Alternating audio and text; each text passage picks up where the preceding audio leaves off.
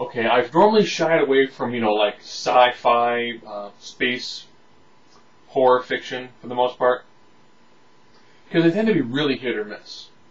And sometimes they end up having a lot of very clichéic moments. Event Horizon, while being kind of clichéic, its overall premise, you have an experimental ship in space. It's got a problem. You send another ship out there to extract the people, find out what's wrong, and fix it. The experimental ship has a very unique engine on it that essentially takes time and space, folds it, and then punches a hole. So you're traveling, as opposed to this distance, you're not traveling this distance. However, your wormhole kind of takes you through, it's referred as a chaos dimension. I like to learn people just call it as they're traveling through hell. So therefore, hell would exist in an alternate plane. Now, when the people start getting there, they're like, oh, okay, something seems just wrong. This movie has that great, constantly uneasy feeling to it. Then they go back and they look through some of the old footage. That's when this movie really, really takes its cake. From like 90s to like 97.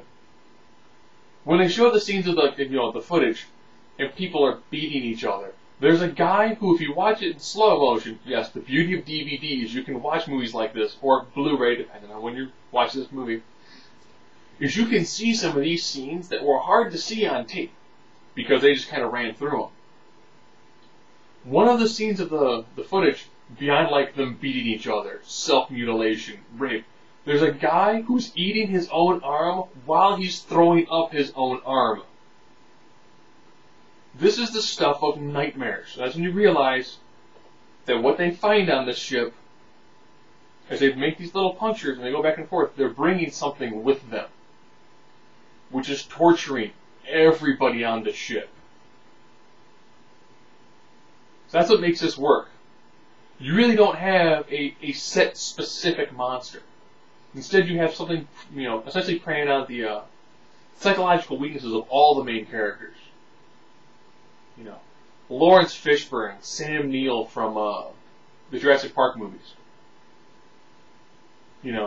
This is by itself, this is a great movie. It's got some scenes of a fairly intense gore. Some of them are done, short, like the guy who blows up in the airlock. And yes, the amount of, the vacuum in space would essentially tear you apart. And the nice thing is, when they have people outside, they don't have them talking. I've always hated people out in space, and they're talking to each other. You should be able to.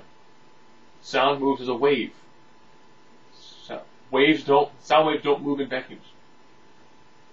If you're in an airlock, if there's someone screaming, push the button, there should be no more screaming, unless they're talking through a device. But that device essentially should almost be entirely self-contained. That makes Event Horizon awesome. It is violent, it is in space. And it's finally one of those, when you're in space, no one can hear you scream. It has a unique concept. Taking the normally generic space shuttle stranded in space with a monster attack, and instead, the monster is essentially kind of like a malevolent force that's just driving people insane. And it does have a relatively open end to it, which does actually work. And thankfully enough, they haven't done a sequel to it. However, I'd probably say by the year 2017 rolls around, they'll probably do one, because they'll have mined almost every other idea pretty much to death.